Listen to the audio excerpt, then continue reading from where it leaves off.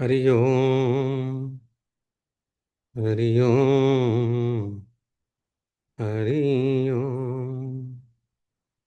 अथ श्री महाभारत कथा। अथ श्री महाभारत कथा तृतीयो अध्यायः। पौष्य पर्व। पौष्य पर्व। केशवाय नमः। नारायणाय नमः। माधवाय नमः। ऋषिकेशाय नमः। गोविंदाय नमः। ये तीसरा अध्याय है महाभारत का। पौष्य पर्व कहलाता है। इसमें जन्मेजय को शर्मा का शाप, जन्मेजय द्वारा सोमश्रवा का पुरोहित के पद पर वरण, आरुणि, उपमन्यु, वेद और उत्तंक की गुरु भक्ति तथा उत्तंक का सर्प यज्ञ के लिए जन्मेजय को प्रोत्साहन देना, ये विवरण आता है। सौति उवाच। उग्रश्रवा जी कहते हैं शुक्रवा जी ये कहते हैं उग्रश्रवा जी ये कहते हैं कि परीक्षित के पुत्र जन्मेजय अपने भाइयों के साथ कुरुक्षेत्र में दीर्घ काल तक चलने वाले यज्ञ का अनुष्ठान करते थे। उनके तीन भाई थे, श्रुतसेन, उग्रसेन और भीमसेन।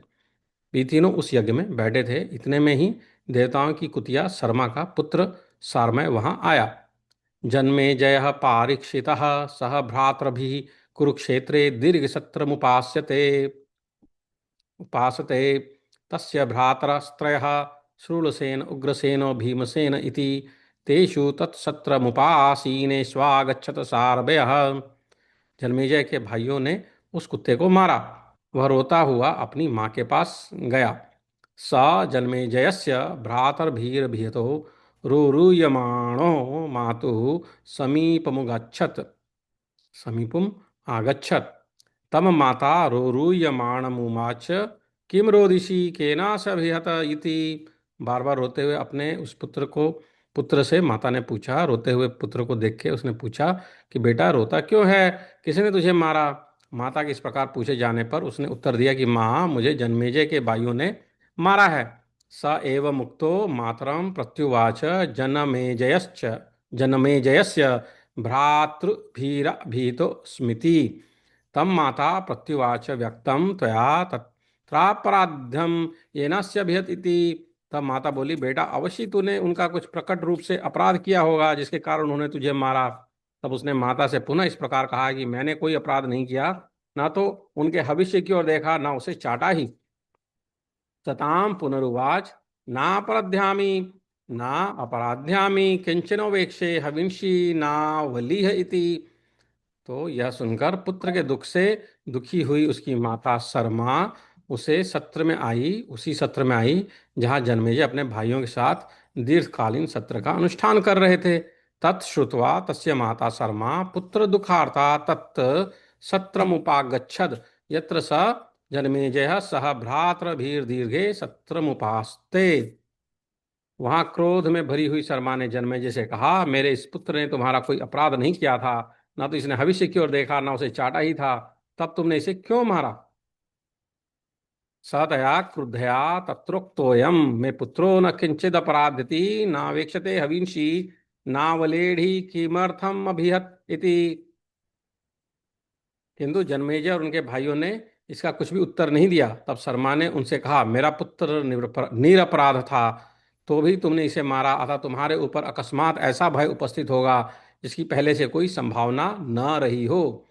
ना किंचित दुक्तवंतस्ते सातानुवाच यस्मादयं भीतो न पकारी तस्माद तस्माद दृष्टम त्वाम भयमागमिष्यतीति। देवताओं की कुतिया शर्मा के इस प्रकार शाप देने पर जन्मेजय को बड़ी घबराहट हुई और वे बहुत दुखी हो गए। जन्मेजय एवं मुक्तो देवशून्या शर्मया भृंशुम संभ्रांतो विषण्णश्चासीत्।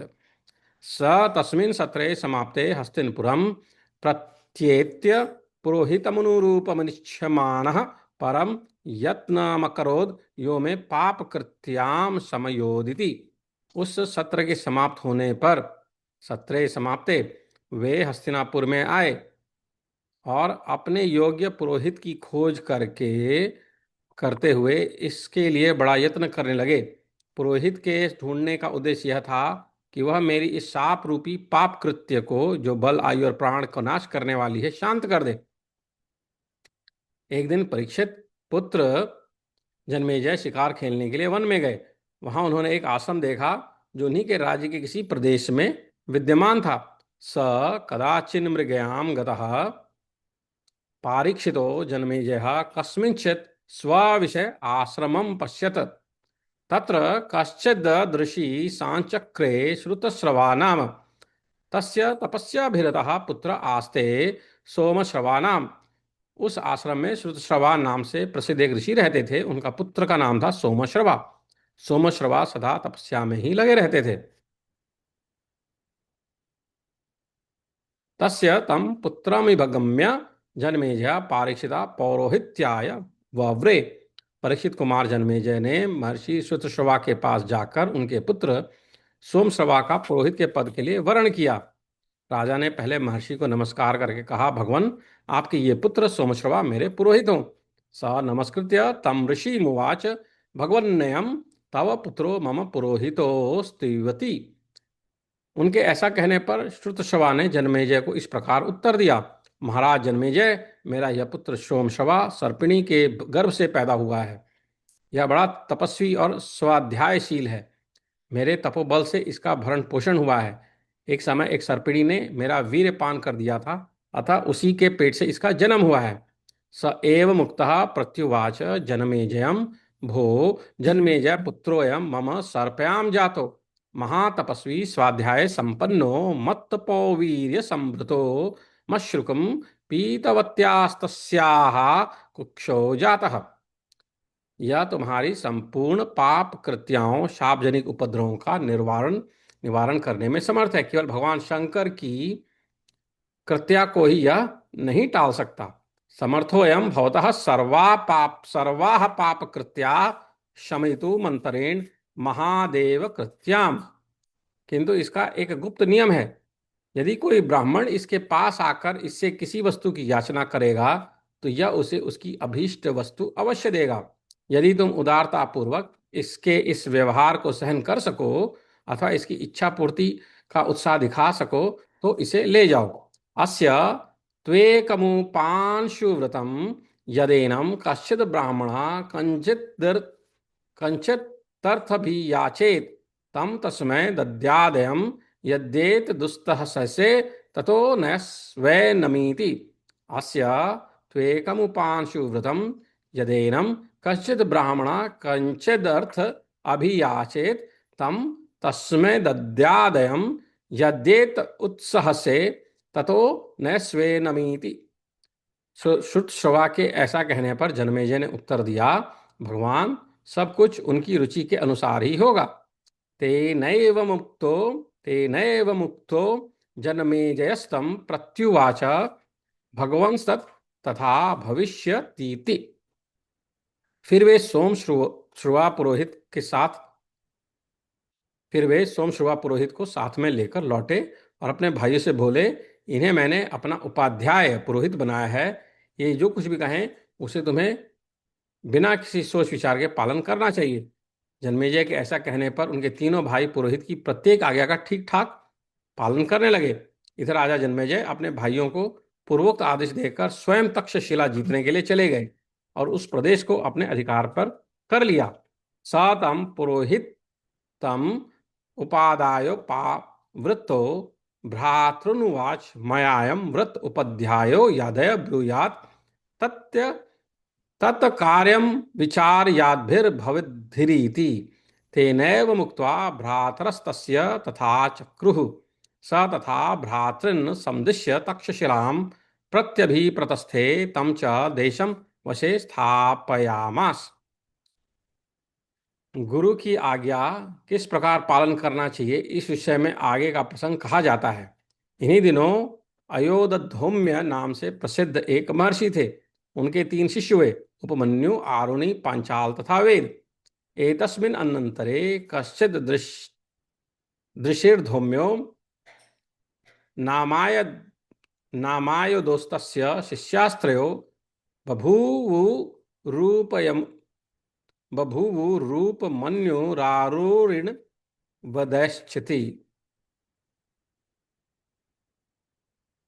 बभूव उपमन्यु आरुणि पांचाल वेदः इति। एक दिन उपाध्याय ने अपने एक शिष्य पांचाल देशवासी आरुणि को खेत पर भेजा और कहा, वत्स जाओ, क्यारियों की टूटी हुई मेड़ बांध दो। स एकम शिष्यम आरुणिम पांचाल्यम प्रेषयामास गच्छ केदारखंडम बधानेति। स उपाध्यायेन संदिष्ट आरुणिः पांचाल्यस्तत्र गत्वा तत तत् केदारखंडम बद्धुम नाशकत्। स क्लिश्यमानो पश्यदुपायं भवत्वेवं करिष्यामि। उपाध्याय के इस प्रकार आदेश देने पर पांचाल देशवासी आरुणि वहां जाकर उस धान की क्यारी की मोड़ बांधने लगा, परंतु बांध न सका। बद्धुम नाशकत। बेड़ बांधने के प्रयत्न में ही परिश्रम करते करते उसे एक उपाय सूझा और मन ही बोला, अच्छा ऐसा करूं। वह क्यारी की टूटी हुई मेड़ की जगह स्वयं ही लेट गया। उसके लेट जाने पर वहां का बहता हुआ जल रुक गया। सतत्र संविवेश केदार खंडे शयाने च तथा तस्मिस्तस्दुदकम तस्थौ। फिर कुछ काल के पश्चात उपाध्याय अयोध्या ने अपने शिष्यों से पूछा, पांचाल निवासी आरुणि कहाँ चला गया। ततः कदाचिदुपाध्याय आयादो धौम्यः शिष्यान् पृच्छत, क्व आरुणि पांचाल्यो गतम इति।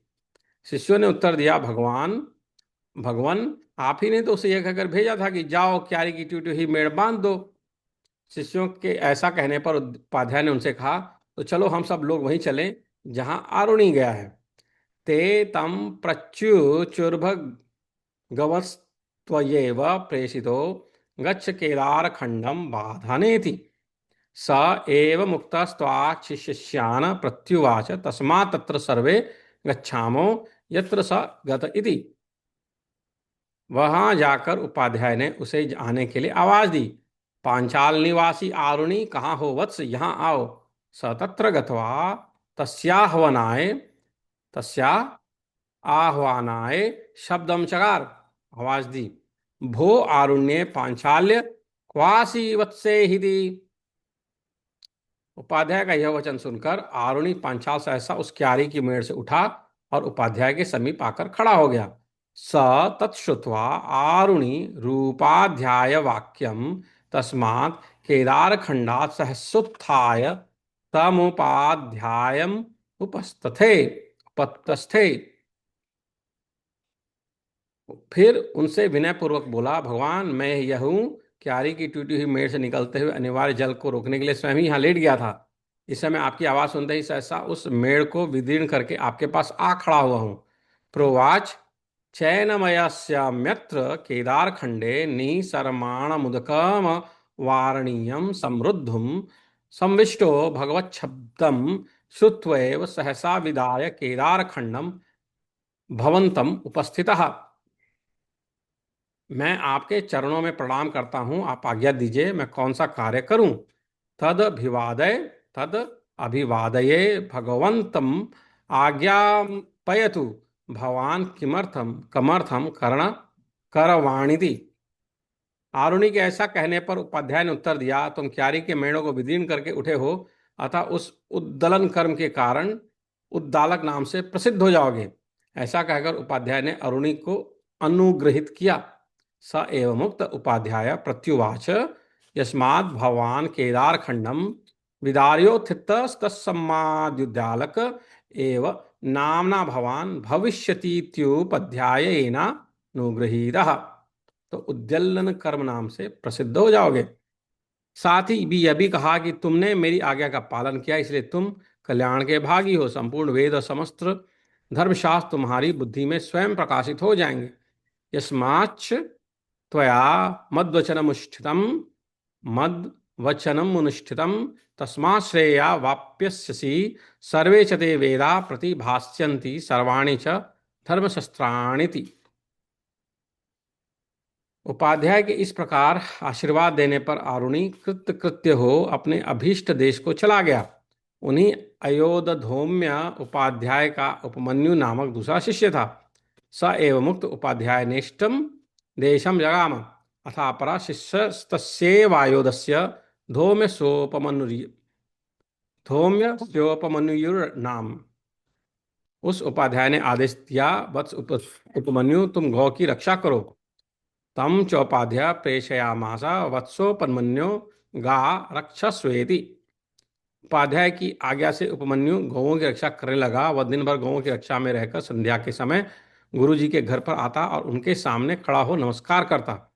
स उपाध्याय वचनादरक्षग गाह स चाहनी गा रक्षित्वा दिवसक्षये गुरुगृहाम गुरुगृहमागम्योपाध्याय स्याग्रतः स्थित्वा नामश्चक्रे।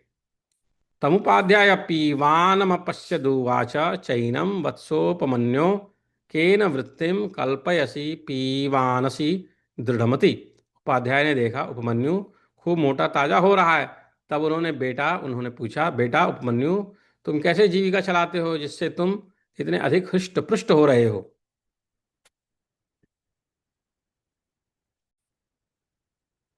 तं चोपाध्यायः प्रेषयामास वत्सोपमन्यो वा रक्षस्वेति। उसे उपाध्याय ने आदेश दिया कि वत्स उपमन्यु तुम गौओं की रक्षा करो। रक्षस्वेति। उपाध्याय की आज्ञा से उपमन्यु गौओं की रक्षा करने लगा। वह दिन भर गौओं की रक्षा में रहकर संध्या के समय गुरुजी के घर पर आता और उनके सामने खड़े हो नमस्कार करता।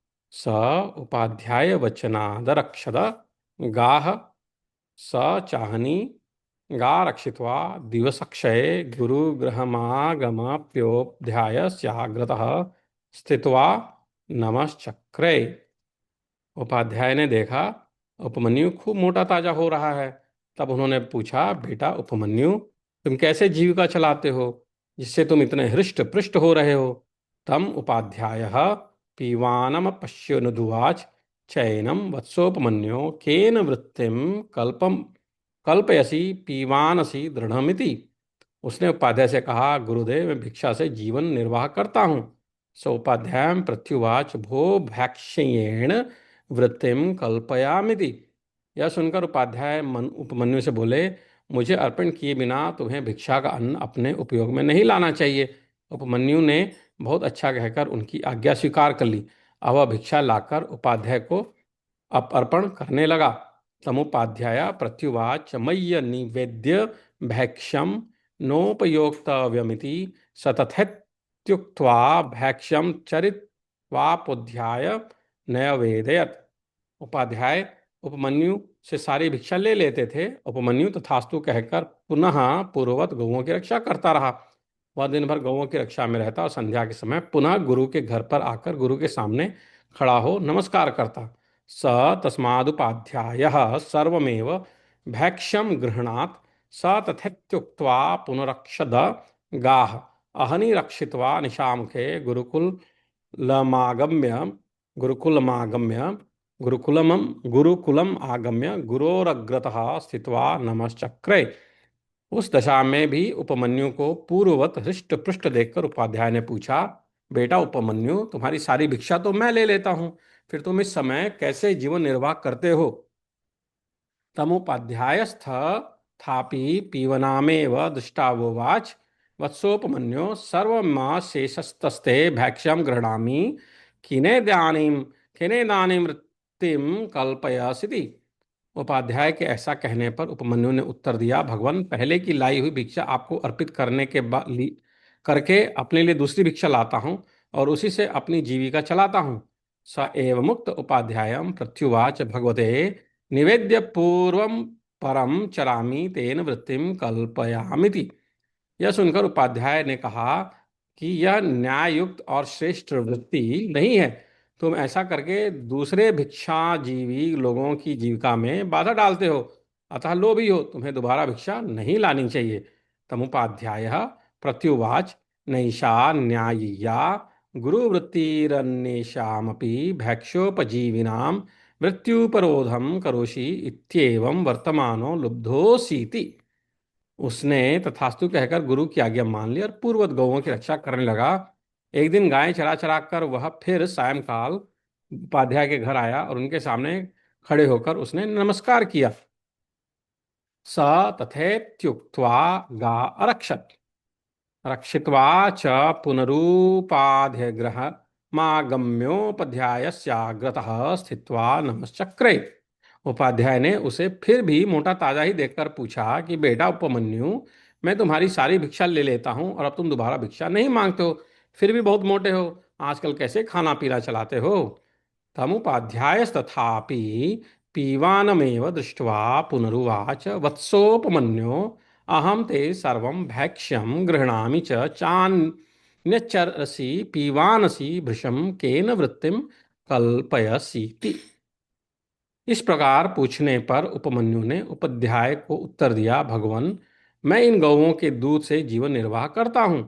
यह सुनकर उपाध्याय ने उससे कहा, मैंने तुम्हें दूध पीने की आज्ञा नहीं दी थी, अतः इन गौओं का दूध का उपयोग करना तुम्हारे लिए अनुचित है। स एव मुक्तस्तमुपाध्यायं प्रत्युवाच भो एतासां गवां पैसा वृत्तिं कल्पयामीति। तमु तमुवाचोपाध्यायो नैतन्यायं पय उपयोक्तुं भवतो माया नाभ्यनुज्ञातमित्सिति नाभ्य अनुज्ञात मिति। उपमन्यु ने बहुत अच्छा कहकर दूध न पीने की प्रतिज्ञा कर ली और पूर्ववत गोपालन करता रहा। एक दिन गोचरण के पश्चात वह पुनः उपाध्याय के घर आया और उनके सामने खड़े होकर उसने नमस्कार किया। स तथेति प्रतिज्ञाय गा रक्षित्वा पुनरुपाध्याय गृहमत्य गुरोरग्रतः स्थित्वा नमश्चक्रे।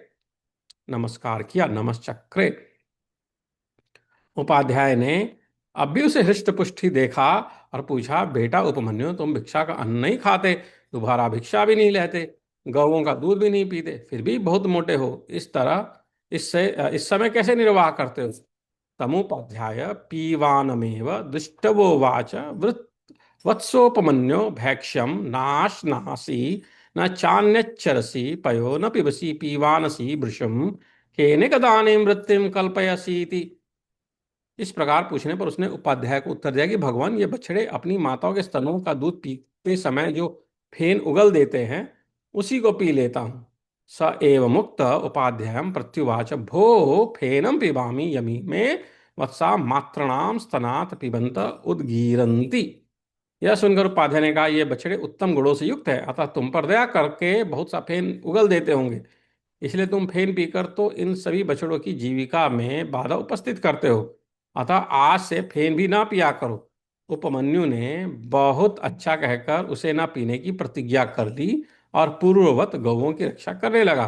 तमुपाध्याय प्रत्युवाच एते त्वदनुकंपया गुणवंतो वत्सा प्रभुत्तरम फेनमुद गिरन्ति तदेषामपि वत्सानां मृत्युपरोधं करोष्येवं वर्तमानः फेनमपि भवान् न पातुमर्हतीति। सा तथेति प्रतिश्रुत्य पुनः रक्षद गाः। इस प्रकार मना करने पर उपमन्यु ने ना तो भिक्षा का अन्न खाया, न दोबारा भिक्षा लाता, न गौओं का दूध पीता, न बछड़ों के फेन का ही उपयोग करता। अब वह भूखा रहने लगा। एक दिन वन में भूख से पीड़ित होकर उसने आक के पत्ते चबा लिए। तथा प्रतिषिद्धो भैक्ष्यम नाश्नाति न चान्यचरति पयो न पिबति फेनम नोपयुङ्गते। सा कदाचिदरण्ये सा कदाचिद अरण्ये क्षुधार्तो अर्कपत्राण्यभक्षयत्। आक के पत्ते खारे, तीखे, कड़वे और रूखे होते हैं। उनका परिणाम तीक्ष्ण पाचन काल में वे पेट के अंदर आग की ज्वाला सी उठा देते हैं। अतः उनको खाने से उपमन्यु की आंखों की ज्योति नष्ट हो गई, वह अंधा हो गया। अंधा होने पर वह इधर उधर घूमता हुआ एक दिन कुएं में गिर पड़ा। स तैरर्क पत्रैर भक्षिते शारतीक्त कटुरुक्षे तीक्ष्ण विपाकैश्च शुक्ष्य पहतो वंधो बभूव। ततः सोन्धोपि चंक्रम्यमाणः कूपे पपात। तदनंतर जब सूर्यदेव अस्ताचल की चोटी पर पहुंच गए, तब भी उपमन्यु गुरु के घर पर नहीं आया। तो उपाध्याय ने शिष्य से पूछा, उपमन्यु क्यों नहीं आया? वे बोले, वह तो गाय चराने के लिए वन में गया था। अथा तस्मिन् नागच्छति सूर्ये चास्ता चलावलंबिनी उपाध्याय शिष्यानवोचत नायात्पु नायात्युपमन्यस्तु ऊर्चर्वणं गतो गा रक्षितुमिति। तब उपाध्याय ने कहा, मैंने उपमन्यु की जीविका के सभी मार्ग बंद कर दिए हैं, अतः निश्चय ही वह रूठ गया है। इसलिए इतनी देर हो जाने पर भी वह नहीं आया, अतः हमें चलकर उसे खोजना चाहिए। ऐसा कहकर शिष्यों के साथ वन में जाकर उपाध्याय ने उसे बुलाने के लिए आवाज दी। ओ उपमन्यु, कहाँ हो बेटा, चले आओ। तानाह उपाध्यायो मयोपमन्यु सर्वतः प्रतिषिद्धः सा नियतां कूपितस्तस्थितो न आगच्छति चिरं ततो अन्वेष्य इत्येवमुक्त्वा शिष्यैः सार्धमरण्यं गत्वा तस्याह्वनाय शब्दं चकार भो उपमन्यो क्वासि वत्सैहिति। उसने उपाध्याय की बात सुनकर उच्च स्वर से उत्तर दिया कि गुरुजी, मैं कुएं में गिर पड़ा हूं। तब उपाध्याय ने उससे पूछा, वत्स, तुम कुएं में कैसे गिर गए? स उपाध्याय वचनम श्रुत्वा प्रत्युवाचो चेरयस्मिन् कूपे पतितो अहिमीति। तमुपाध्याय प्रत्युवाच, कथम त्वस्मिन् कूपे पतित इति। स उपाध्याय प्रत्युवाच, उसने उपाध्याय को उत्तर दिया, भगवान, मैं आक के पत्ते खाकर अंधा हो गया हूं, इसलिए कुएं में गिर गया।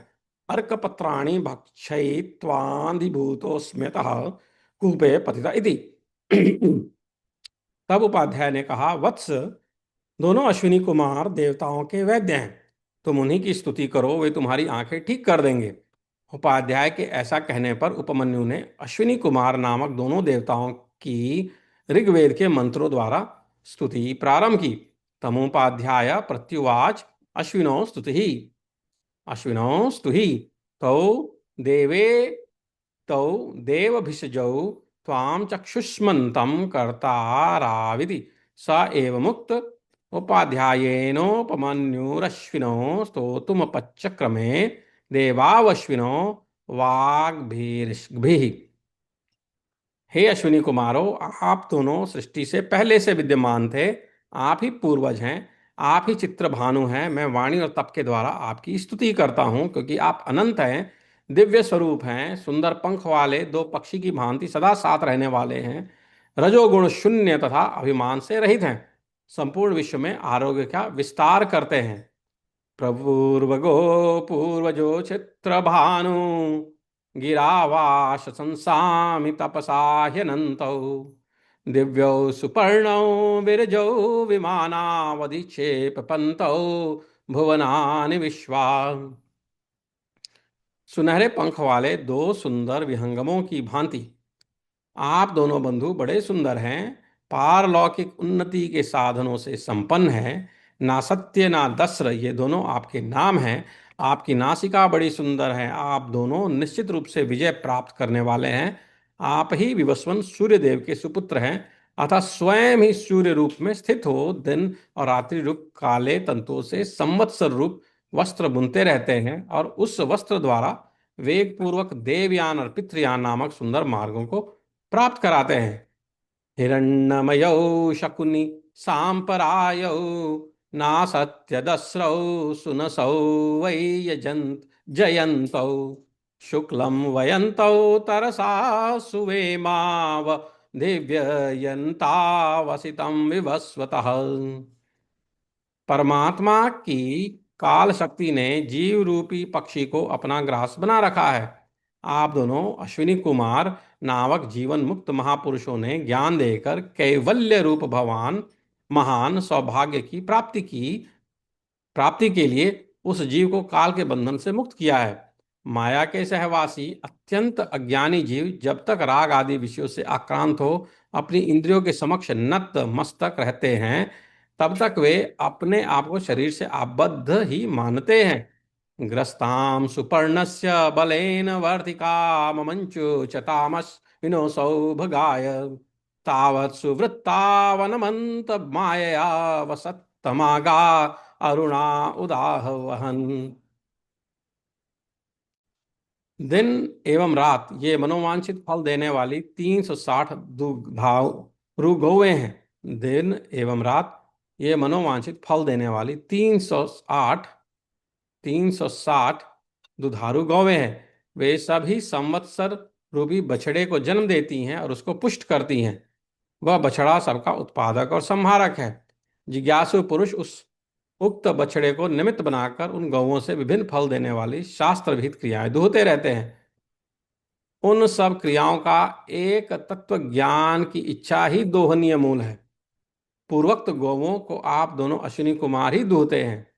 षष्ठेष्ट षष्ठेश्च गावस्त्रि शताश्च धैनव एकं वत्सं सुवतेतं दुहन्ति नाना गोष्ठा विहिता एक दोहनास्तावश्विनो दुहतो धर्मुक्थयम्।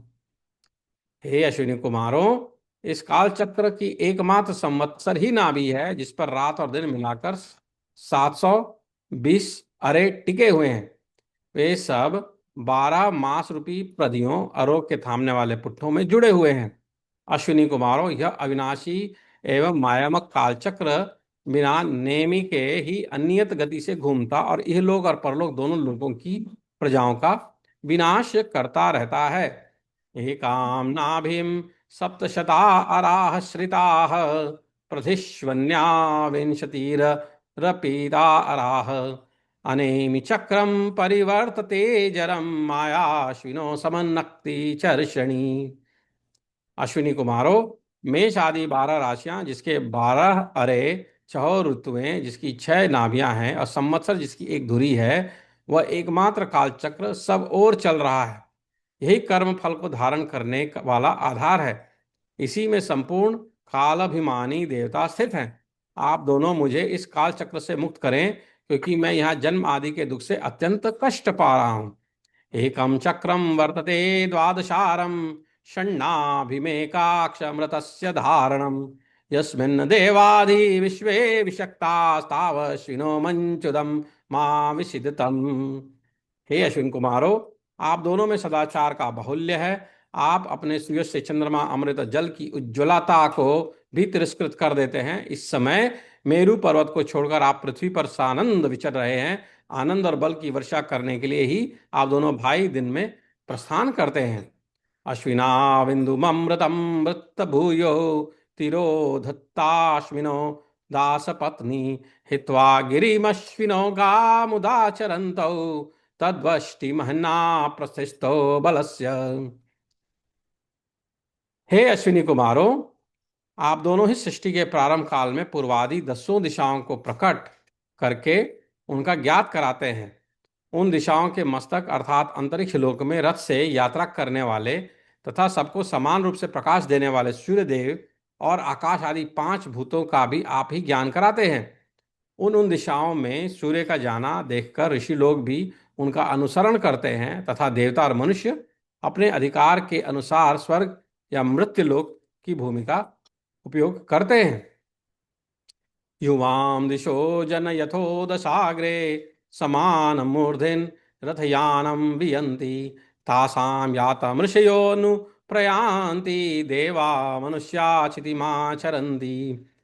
हे अश्विन कुमारों, आप अनेक रंग की वस्तुओं के सम्मिश्रण से सब प्रकार की औषधियां तैयार करते हैं जो संपूर्ण विश्व का पोषण करती हैं। वे प्रकाशमान औषधियां सदा आपका अनुसरण करती हुई आपके साथ ही विचरती हैं। देवता और मनुष्य आदि प्राणी अपने अधिकार के अनुसार स्वर्ग और मृत्युलोक की भूमि में रहकर उन औषधियों का सेवन करते हैं। युवाम वर्णान विकुरुधो विश्वरूपाम नस्ते धिक्षीयन्ते भुवनानि विश्वा ते भानवोऽप्युन्नुसताश्चरन्ति देवा मनुष्या क्षितिमाचरन्ति। अश्विनी कुमारों, आप ही दोनों नासत्य नाम से प्रसिद्ध हैं। मैं आपकी तथा आपने जो कमल की माला धारण कर रखी है उसकी पूजा करता हूँ। आप अमर होने के साथ ही सत्य का पोषण और विस्तार करने वाले हैं। आपके सहयोग के बिना देवता भी उस सनातन सत्य की प्राप्ति में समर्थ नहीं है। तो ना सत्यावाश्विनो वाम महेहम सृजम च याम बिभ्रतहम पुष्करस्य तो ना सत्याव मृता वृता वृधा वृतेरेवास्त प्रपदे न सूते। युवक माता पिता संतानोत्पत्ति के लिए पहले मुख से अन्न रूप ग्रहण धारण करते हैं। तत्पश्चात पुरुषों में वीर रूप में और स्त्री में रजो रूप से परिणित होकर वह अन्न जड़ शरीर बन जाता है। तत्पश्चात जन्म लेने वाला गर्भस्थ जीव उत्पन्न होते ही माता के स्तनों का दूध पीने लगता है। हे अश्विनी कुमारों, पूर्वोक्त रूप से संसार बंधन में बंधे हुए जीवों को आप तत्व ज्ञान देकर मुक्त करते हैं। मेरे जीवन निर्वाह के लिए मेरी नेत्रिंद्रियों को भी रोग से मुक्त करें। मुखेन गर्भम लभिताम युवानो गतासुरे तत् प्रपदेन सूते सद्यो जातो मातरमत्ति गर्भस्तावश्विनो मुंचतो जीवसेगा। अश्विनी कुमारों, मैं आपके गुणों का बखान करके आप दोनों की स्तुति नहीं कर सकता। इस समय नेत्रहीन अंधा हो गया हूँ, रास्ता पहचानने में भी भूल हो गई है, इसलिए इस दुर्गम कूप में गिर पड़ा हूँ। आप दोनों शरणागत वत्सल देवता हैं, अतः मैं आपकी शरण लेता हूँ। स्तोतुम न शक्नोमि गुणैर्भवन्तौ चक्षुर्विहीनः पथि संप्रमोहः दुर्गेऽहमस्मिन् पतितोऽस्मि कूपे युवां शरण्यो शरणं प्रपद्ये। यह 68वां श्लोक था। इस प्रकार उपमन्यु के स्तवन करने पर दोनों अश्विनी कुमार वहां आए और उससे बोले, उपमन्यु, हम तुम्हारे ऊपर अत्यंत प्रसन्न हैं। यह तुम्हारे खाने के लिए पूजा है, इसे खा लो। इत्येवं तेनाभिष्टुतावश्विनाव जग्मतुराहुतैश्चैनं प्रीतो स्व एषे ते पुपोषानेनमीति। उनके ऐसा कहने पर अभी उपमन्यु ने बोला, भगवान, आपने ठीक कहा है, तथापि मैं गुरु जी को निवेदन किए बिना इस पुए को अपने उपयोग में नहीं ला सकता। स एव उक्तः स एव मुक्तः प्रत्युवाच, नानृत मूचतुर्भगवन्तौ न त्वहमेतत पूमपूपयोक्तमुत्सहे गुरुवे निवेद्यति। तब दोनों अश्विनी कुमार बोले, वत्स, पहले तुम्हारे उपाध्याय ने भी हमारी इसी प्रकार स्तुति की थी। उस समय हमने उन्हें जो पुआ दिया था उसे उन्होंने अपने गुरु जी को निवेदन किए बिना ही काम में ले लिया था। तुम्हारे उपाध्याय ने जैसा किया वैसा ही तुम भी करो। ततः तमश्विनो वुचतुः आवाभ्याम पुरस्ताद भवत उपाध्यायनेवेम वेभिष्टु ताभ्याम पूपो दत्त उपयुक्तः सा तेनानिवेद्य गुरुवे त्वमपि तथैव कुरुष्व यथा कृतमुपाध्यायनेति। उनके ऐसा कहने पर उपमन्यु ने उत्तर दिया, इसके लिए तो आप दोनों अश्विनी कुमारों की मैं बड़ी अनुनय विनय करता हूँ। गुरु जी के निवेदन किए बिना मैं इस पुए को नहीं खा सकता। स एव मुक्तः प्रत्युवाच, एतत् प्रत्यनुने भवन्तावश्विनो नोत्सहेह मनिवेद्य गुरुवे पूपमपयोक्तिमीति। तब अश्विनीकारी तब अश्विनी कुमार उससे बोले, तुम्हारी इस गुरु भक्ति से हम बड़े प्रसन्न हैं। तुम्हारे उपाध्याय के दांत काले लोहे के समान हैं, तुम्हारे दांत सुवर्णमय हो जाएंगे, तुम्हारी आंखें भी ठीक हो जाएंगी और तुम कल्याण के भागी भी हो जाओगे। तमिश्वनावाहतु प्रीतौ स्वस्थवानया गुरु भक्त्या उपाधेयस्य ते कार्षणयसा दंता भवतोपि हिरण्यमया भविष्यन्ति चक्षुष्माश्च भविष्यसीति श्रेयश्च वाप्स्यसीति। अश्विनी कुमार के ऐसा कहने पर उपमन्यु को आंखें मिल गईं और उसने उपाध्याय के समीप जाकर उन्हें प्रणाम किया। स एव मुक्तो अश्विभ्याम लब्ध चक्षुरूपाध्याय सकाशा मागम्याभ्यवादयत्। स एव मुक्तो अश्विभ्याम लब्ध चक्षुरूप उपाध्याय सकाश मागम्यभ्यवादयत्। आच चक्षे च स चास्य प्रीतिमान बभुव। तथा सब बातें गुरुजी से कह सुनाई। उपाध्याय उसके ऊपर बड़े प्रसन्न हुए और उससे बोले, जैसा अश्विनी कुमार ने कहा है उसी प्रकार तुम कल्याण के भागी होगे। आह चैनम यथा अश्विना वाह तुस्तथा त्वं श्रेयो वाप्स्यसि। तुम्हारी बुद्धि में संपूर्ण वेद और सभी धर्मशास्त्र स्वतः स्फुरित हो जाएंगे। इस प्रकार यह उपमन्यु की परीक्षा बताई गई। सर्वे च ते वेदा प्रतिभास्यन्ति सर्वाणि च धर्माशास्त्राणि इति एषा तस्यापि परीक्षोपमन्योः। उन्हीं आयोधधौम्य के तीसरे शिष्य थे वेद। उन्हें उपाध्याय ने आज्ञा दी, वत्स वैद, तुम कुछ काल तक यहाँ मेरे घर में निवास करो, सदा शुश्रूषा में लगे रहना, इससे तुम्हारा कल्याण होगा। अथापरा शिष्यस्तस्य वायुदस्य धौम्यस्य वेदो नाम तमुपाध्याय समादिदेश वत्स वेद इहास्यताम तावन्नमम गृहे कंचित कालम शुश्रूषा शुश्रूषणा च भवितव्यम श्रेयस्ते भविष्यति इति। वेद बहुत अच्छा कहकर गुरु के घर में रहने लगे। उन्होंने दीर्घ काल तक गुरु की सेवा की। गुरु जी उन्हें बैल की तरह सदा भारी बोझ ढोने में लगाए रखते थे, और वेद सर्दी गर्मी तथा भूख प्यास का कष्ट सहन करते हुए सभी अवस्थाओं में गुरु के अनुकूल ही रहते थे। इस प्रकार जब बहुत समय बीत गया, तब गुरु जी उन पर पूर्णतः संतुष्ट हो गए। सा तथेत्युक्त्वा गुरुकुले दीर्घकाल गुरु शुश्रूषण परो अवसद गौरीव नित्यम गुरुणा धूर्षु नियोज्यमानः शीतोष्ण शु तृष्णा दुःखसः सर्वता प्रतिकूलस्तस्य महता कालेन गुरु परितोषम जगाम। गुरु के संतोष से वेद ने श्रेय तथा सर्वज्ञता प्राप्त कर ली, और इस प्रकार यह वेद की परीक्षा का वृत्तांत कहा गया। तत्परितोषाच श्रेय सर्वज्ञाताम च वाप ऐसा तस्यापि परीक्षा वेदस्य।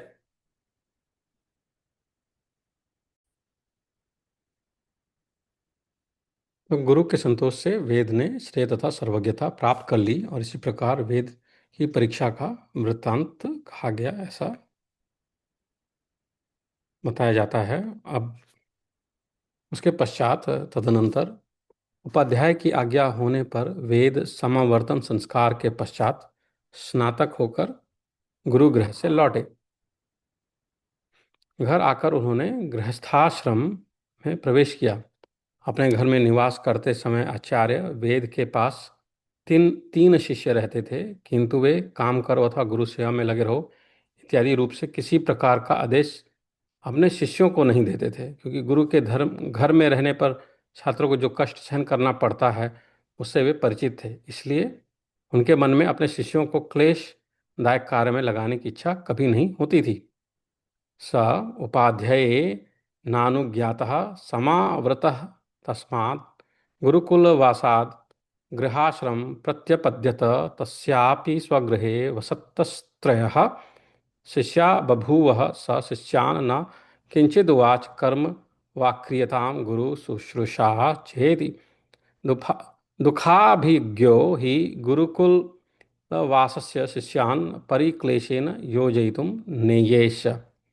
एक समय का बात है, ब्रह्मवेता आचार्य वेद के पास आकर जन्मेजय और पौष्य नाम वाले दो क्षत्रियों ने उनका वरण किया और उन्हें अपना उपाध्याय बना लिया।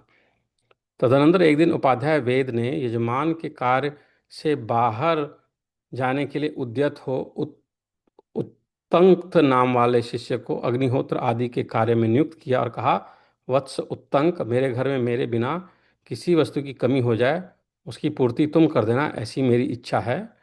उत्तंक को ऐसा आदेश देकर आचार्य वेद बाहर चले गए। अथ कस्मिंश्चित् काले, एक समय की बात है, वेदम ब्राह्मणम जन्मेजय पौष्यश्च क्षत्रियापेत्य वरेवोपाध्यायं चक्रतः स कदाचित् याज्ञकार्येणाभिप्रस्थित उत्तंकनामानं शिष्यं नियोजयामास। भो यत् किंचित् स्मद्गृहे परिहीयते तदिक्षाम्यहं परिहीयमानं भवता क्रियमाणमिति स एवं प्रतिसंदिश्योक्तंकं वेदः प्रवासम जगाम। एक समय की बात है, ब्रह्मवेता आचार्य ने उनके पास जब दो क्षत्रियों ने उनका वरण किया तो अपने शिष्य को लगा के वो काम पे चले गए। तो उत्तंक गुरु की आज्ञा का पालन करते हुए सेवा परायण हो गुरु के घर में रहने लगे। वहाँ रहते समय उन्हें उपाध्याय के आश्रम में रहने वाली सब स्त्रियां मिलकर बुलाया और कहा, अथोक्तंकम शुश्रूष गुरुर्नियोगमनुतिष्ठमानो गुरुकुले वसति स्म। स तत्र वसमान उपाध्याय स्त्रीभिः सहिताभिरयुक्तः। तुम्हारी गुरु पत्नी रजस्वला हुई हैं और उपाध्याय प्रदेश गए हैं। उनका यह ऋतुकाल जिस प्रकार निष्फल न हो वैसा करो, इसके लिए गुरु पत्नी बड़ी चिंता में पड़ी हैं।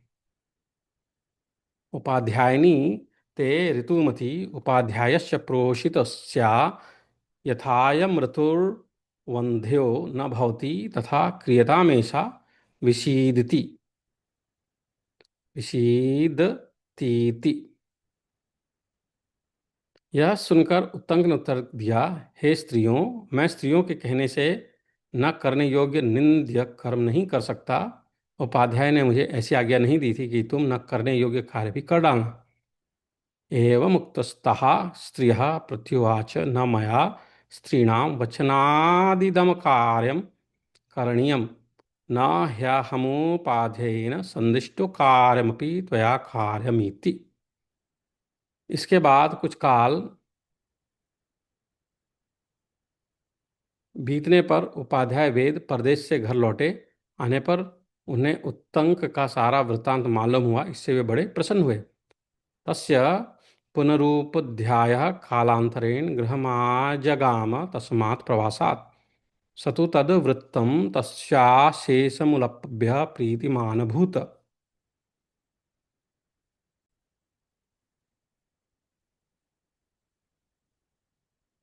और बोले, बेटा उत्तंक, तुम्हारा कौन सा प्रिय कार्य करूं? तुमने धर्मपूर्वक मेरी सेवा की है। इससे हम दोनों की एक दूसरे के प्रति प्रीति बहुत बढ़ गई है। अब मैं तुम्हें घर लौटने की आज्ञा देता हूँ। जाओ, तुम्हारी सारी कामनाएं पूर्ण होंगी। उवाच चैनम वत्सोक्तंक किम ते प्रियम करवाणीति धर्मतो हि शुश्रूषितोऽस्मि भवता तेन प्रीतिः परस्परेण नौ संवृद्धा तद जाने भवन्तं सर्मानेव कामान् वाप्स्यसि गम्यतामिति। गुरु के ऐसा कहने पर उत्तंक बोले, भगवान, मैं आपका कौन सा प्रिय कार्य करूं? वृद्ध पुरुष भी कहते हैं। सा एव मुक्तः प्रत्युवाच कि किम ते प्रिय करना करवाणीति एव माहुः। जो अधर्म पूर्वक अध्यापन या उपदेश करता है अथवा जो अधर्म पूर्वक प्रश्न या अध्ययन करता है, उन दोनों में से गुरु अथवा शिष्य मृत्यु एवं विद्वेष को प्राप्त होता है। यश्चाधर्मेण वै ब्रूयाद यश्चाधर्मेण पृच्छति तयोरन्यतरः प्रैति विद्वेषम चाधिगच्छति। अतः आपकी आज्ञा मिलने पर मैं अभिष्ट गुरु दक्षिणा भेंट करना चाहता हूँ। उत्तंक के ऐसा कहने पर उपाध्याय बोले, बेटा उत्तंक, तब कुछ दिन और यहीं ठहरो। सो सो अहम अनुज्ञातो भवेत् भवतिक्षमिष्ट गुर्वर्थम अपहृतमीति। तेनेव मुक्त उपाध्याय प्रत्युवाच, वत्सोंकत उच्यताम तावदीति। तदनंतर किसी दिन उत्तंक ने अपने उपाध्याय से कहा, फिर से उपाध्याय से कहा, भगवान आज्ञा दीजिए, मैं आपका कौन सी प्रिय वस्तु गुरु दक्षिणा के रूप में प्रकट करूं, भेंट करूं। स कदाचित उपाध्याय आहुतंक आज्ञापयतु भगवान किम ते प्रियमुपाहरामि गुर्वर्थमीति। यह सुनकर उपाध्याय ने उनसे कहा, वत्स उत्तंक, तुम बार बार मुझसे कहते हो कि मैं क्या गुरु दक्षिणा भेंट करूं, अतः जाओ, घर के भीतर प्रवेश करके अपनी गुरु पत्नी से पूछ लो कि मैं क्या गुरु दक्षिणा भेंट करूं। वे जो बतावें वही वस्तु उन्हें भेंट करो। तमुपाध्यायः प्रत्युवाच, वत्सोत्तंक, बहुशो मां चोदयसि। गुर्वर्थमुपहारामिति तद् गच्छैनां प्रविश्योऽप्यध्यायानीं पृच्छ किमुपाहरामीति। ऐसा यद ब्रवीति तदुपहार स्वेति। उपाध्याय के ऐसा कहने पर उत्तंक ने गुरु पत्नी से पूछा, देवी, उपाध्याय ने मुझे घर जाने की आज्ञा दी है, अतः मैं आपको कोई अभिष्ट वस्तु गुरु दक्षिणा के रूप में प्रकट करने के गुरु के ऋण से उऋण होना चाहता हूँ, होकर जाना चाहता हूँ। अतः आप आज्ञा दें, मैं गुरु दक्षिणा के रूप में कौन सी वस्तु ला दूं। स एव मुक्त स एव मुक्त उपाध्यायेन उपाध्यायानीम पृच्छद। भगवत्युपाध्यायेनास्म्यनुज्ञातो गृहं गन्तुमिच्छामिष्टं ते गुरुवर्थमुपहृत्या नृणो गन्तुमिति तथा ज्ञापयतु भवती किमुपहारामि गुरुवर्थमीति।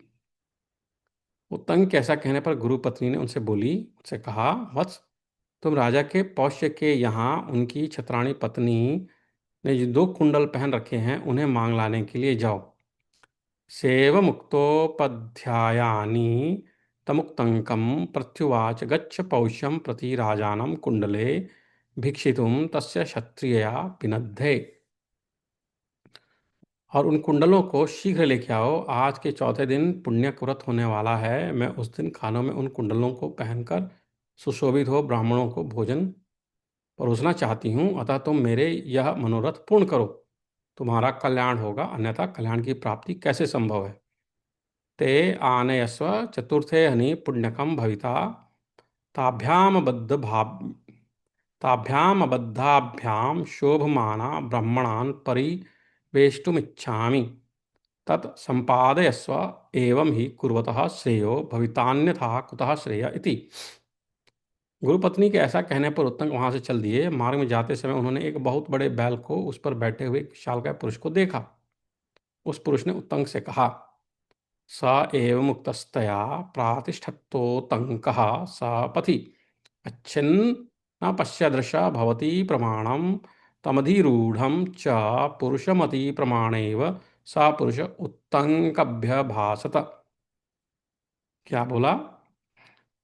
उत्तंक, तुम इस बैल का गोबर खा लो। किंतु उसके ऐसा कहने पर भी उत्तंक को वह गोबर खाने की इच्छा नहीं हुई। भो उत्तंक कैतत् पुरुषीमस्य ऋषभस्य भक्षस्वेति स एव मुक्तो नेच्छत। तब वह पुरुष फिर से उनसे बोला, उत्तंक खा लो, विचार न करो, तुम्हारे उपाध्याय ने भी पहले इसे खाया था। तमाह पुरुषो भूयो भक्ष स्वतंक मां विचारयोपाध्यायनापि ते भक्षितम पूर्वमिति।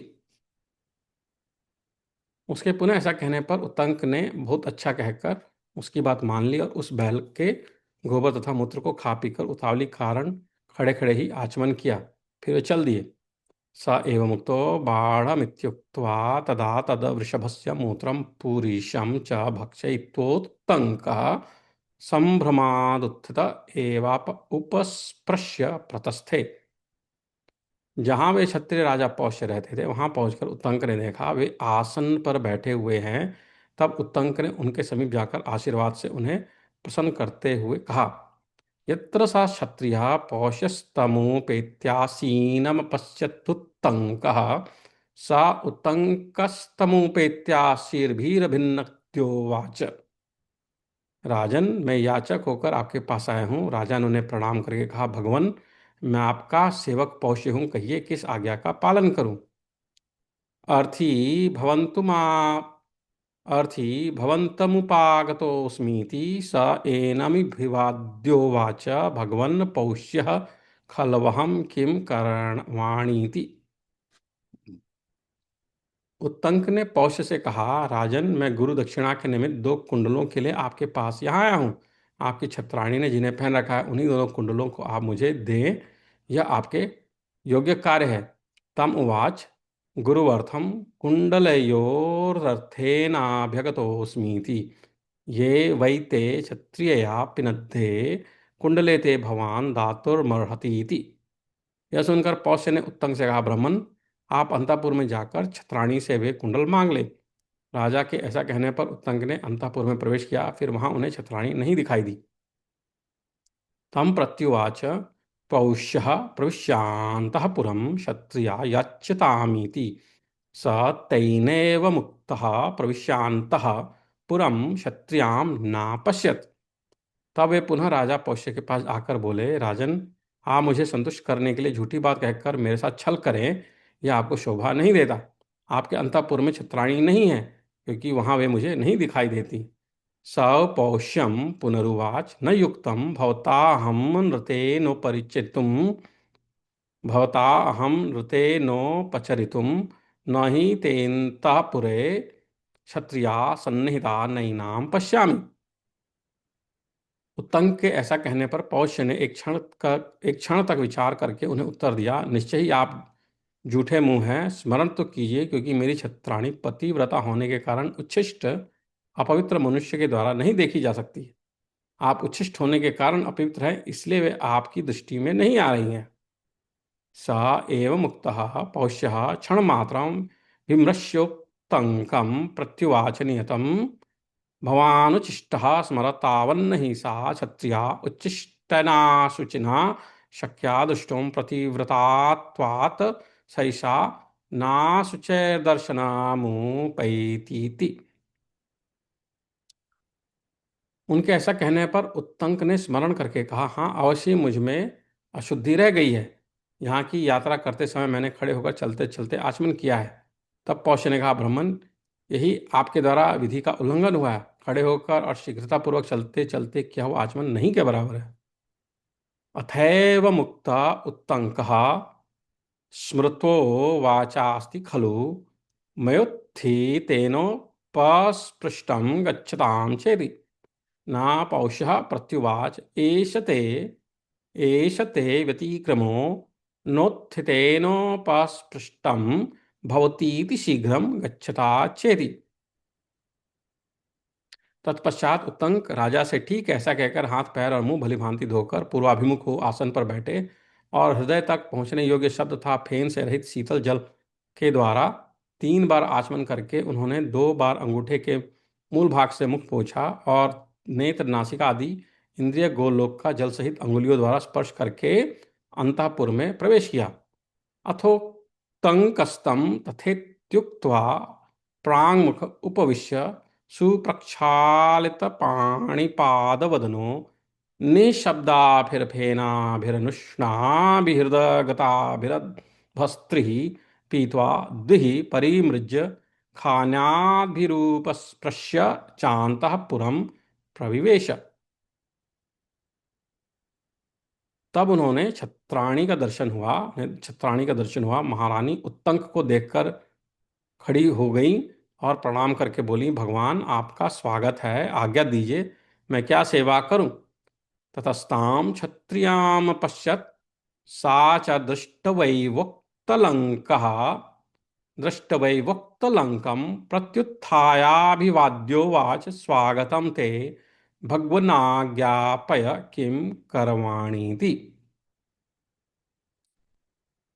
उत्तंक ने महारानी से कहा, देवी मैंने गुरु के लिए आपके दोनों कुंडलों की याचना की है, वे ही मुझे दे दे। महारानी उत्तंक के इस सद्भाव गुरु भक्ति से बहुत प्रसन्न हुई। उन्होंने ये सोचकर कि ये सुपात्र ब्राह्मण है, इन्हें निराश नहीं लौटना चाहिए, अपने दोनों कुंडल स्वयं उतार कर उन्हें दे दिए और उनसे कहा, ब्राह्मण, नागराज तक्षक इन कुंडलों को पाने के लिए बहुत प्रयत्नशील हैं, अतः आपको सावधान होकर इन्हें ले जाना चाहिए। स तामुवाचैते कुंडले गुरुवर्थम में भीक्षिते दातुमर्हसीति। सा प्रीता तेन तस्य सद्भावेन पात्रं यमनातिक्रमणीयश्चेति मत्वा ते कुंडले वमुच्चास्महि प्रायच्छदाह। तक्षका तक्षको नागराजः सुभृशुं प्रार्थयत्यप्रमत्तो नेतुमर्हसीति। रानी के ऐसा कहने पर उत्तंक ने उन क्षत्राणी से कहा, देवी आप निश्चिंत रहे, नागराज तक्षक मुझसे भिड़ने का साहस नहीं कर सकता। स एव मुक्तस्तां क्षत्रियां प्रत्युवाच, भगवती सुनिर्वृता भव, न मां शक्तस्तक्षको नागराजो घर्षयितुमीति। महारानी से ऐसा कहकर उनसे आज्ञा ले उत्तंक राजा पौष्य के निकट आए और बोले, महाराज पौष्य, मैं बहुत प्रसन्न हूं और आपसे विदा लेना चाहता हूं। यह सुनकर पौष्य ने उत्तर दिया, स एव मुक्त्वा तां क्षत्रियामामन्त्र्य पौष्यसकाशमागच्छत्। आह चैनं भौः पौष्य प्रीतोऽस्मीति तमुक्तंकं पौष्यः प्रत्युवाच। क्या कहा, भगवान, बहुत दिनों पर कोई सुपात्र ब्राह्मण मिलता है, आप गुणवान अतिथि पधारे, अतः मैं श्राद्ध करना चाहता हूं, आप इसमें समय दीजिए। भगवंश्चिरेण पात्रमासाद्यते भवान् च गुणवान् तिथिस्ततिक्षे श्राद्धं कर्तुम क्रियताम क्षण इति। तब उत्तंक ने राजा से कहा, मेरा समय तो दिया ही हुआ है, किंतु शीघ्रता चाहता हूँ। आपके यहाँ जो शुद्ध एवं सुसंस्कृत भोजन तैयार हो उसे मंगाइए। राजा ने बहुत अच्छा कहकर जो भोजन सामग्री प्रस्तुत की, उसके द्वारा उन्हें भोजन कराया। तमुक्तंकः प्रत्युवाच, कृतक्षणा एवास्मि शीघ्रमिच्छामि यथोपपन्नमन्नमुपस्कृतं भवतेति स तथिक्त्वा यथोपपन्नेनान्नेनैनं भोजयामास। परंतु जब भोजन का समय आया, तब उत्तंक ने देखा उसमें बाल पड़ा है और वह ठंडा हो चुका है। फिर तो यह अपवित्र अन्न है, ऐसा निश्चय करके वे राजा पौष्य से बोले, आप मुझे अपवित्र अन्न दे रहे हैं, अतः अंधे हो जाएंगे। अथो तंकः सकेशम शीतमन्नम दृष्ट्वा असुचेतदिति मत्वा तं पौष्यमुवाच, यस्मान यस्मान मे शुच्यन्न ददासि तस्मादंधो भविष्यसीति। तब पौष्य ने भी उन्हें शाप के बदले शाप देते हुए कहा, आप शुद्ध अन्न को भी दूषित बता रहे हैं, अतः आप भी संतानहीन हो जाएंगे। तब उत्तंक राजा पौष्य से बोले, तम पौष्य प्रत्युवाच, यस्मात् त्वमप्यदुष्टमन्नं दूषयसि तस्मात्त्व मनमत मनपत्यो भविष्यसीति। तमुत्तंकः प्रत्युवाच, न युक्तं भवतानमुशुचि दत्वा प्रतिशापं दातुं तस्मादन्नमेव प्रत्यक्षीकुरु। ततः पौष्यस्तदन्नमशुचि दृष्ट्वा तस्याशुचिभावं परोक्षयामास। महाराज, अपवित्र अन्न देने के बदले में शाप देना आपके लिए कदापि उचित नहीं है, अतः पहले अन्न की प्रत्यक्ष देख लीजिए। तब पौष्य ने उस अन्न को पवित्र देखकर उसकी अपवित्रता के कारण का पता लगाया। अथ तदन्नम मुक्त केश्या स्त्रिया यत् कृतमनुष्णम सकेशम चाशुचितदिति मत्वा तम ऋषि मुक्तंकम प्रसादयामास।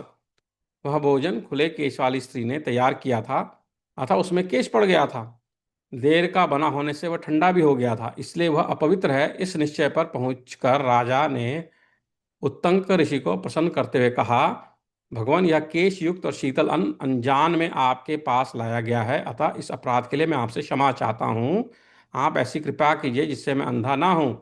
तब उत्तंक ने राजा से कहा, भगवन्नतदज्ञानादन्नं सकेशमुपाहृतं शीतं तत् शामे भवन्तं न भवेयमन्ध इति।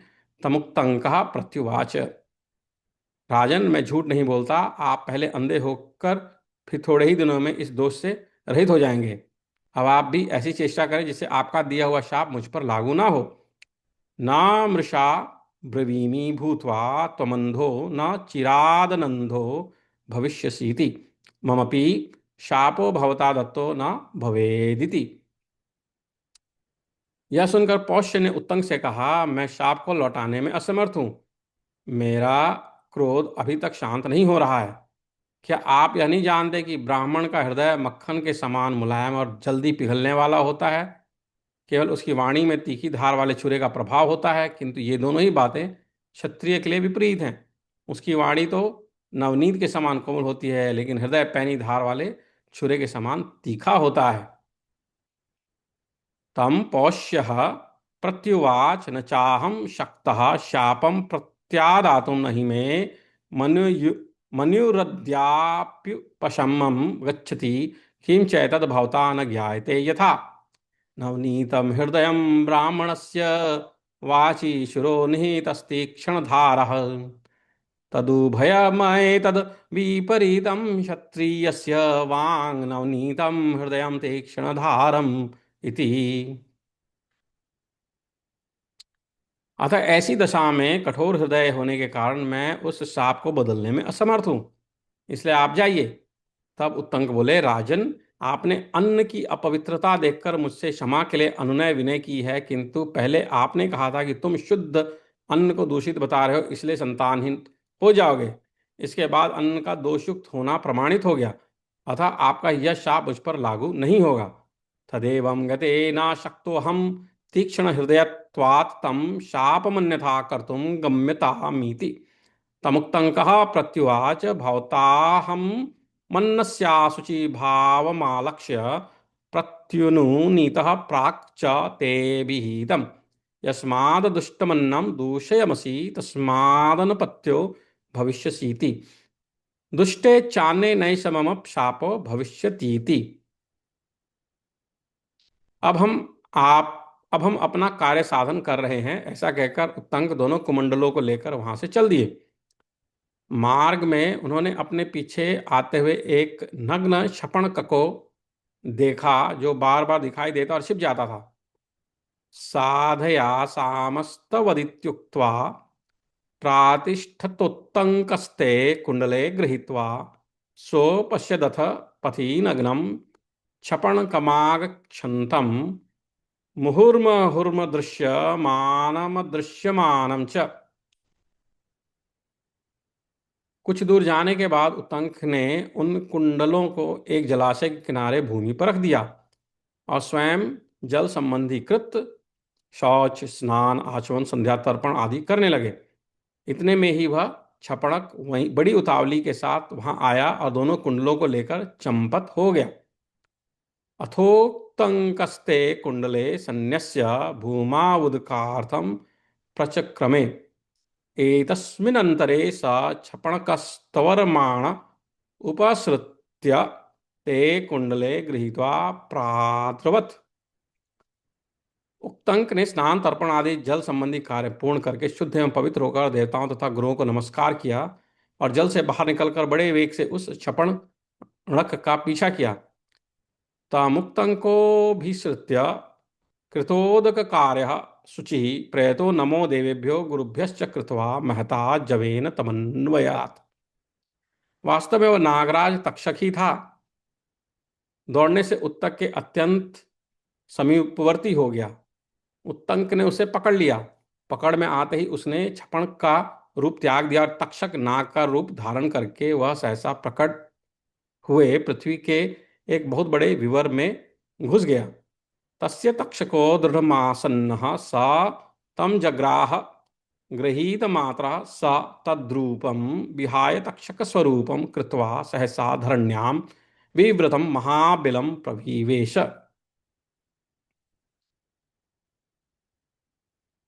बिल में प्रवेश करके वह नागलोक में अपने घर चला गया। तदनंतर उस शत्राणी की बात का स्मरण करके उत्तंक ने नागलोक तक उस तक्षक का पीछा किया। प्रविश्य च नागलोकम स्वभवनम अगच्छत्। अथोत्कस्तस्याः क्षत्रियाया वचः स्मृत्वा तं तक्षकमन्वगच्छत्। तब उत्तंक उस बिल में घुस गए और उसी मार्ग से भीतर प्रवेश करके उन्होंने नागलोक का दर्शन किया, जिसकी कहीं सीमा नहीं थी, जो अनेक प्रकार के मंदिरों, महलों, झुके हुए छज्जों वाले ऊंचे ऊंचे मंडपों तथा सैकड़ों दरवाजों से सुशोभित और छोटे बड़े अद्भुत क्रीड़ा स्थानों से व्याप्त था। वहां उन्होंने श्लोकों द्वारा उन नागों का स्तवन किया। ऐरावत जिनके राजा हैं, जो समरांगण में विशेष शोभा पाते हैं, बिजली और वायु से प्रेरित हो जल की वर्षा करने वाले बादलों की भांति बाणों की धारावाहिक वृष्टि करते हैं, उन सर्पों की जय हो। तमुक्तंकोनुविशेष तेनैव बिलेन प्रविश्य च तं नागलोकमपर्यन्तनं मनेकविध प्रसादहर्म्यवलभिनीर्युः शतसङ्कुलमुच्चावच क्रीडाश्चर्य स्थानवकीर्णमपश्यत्।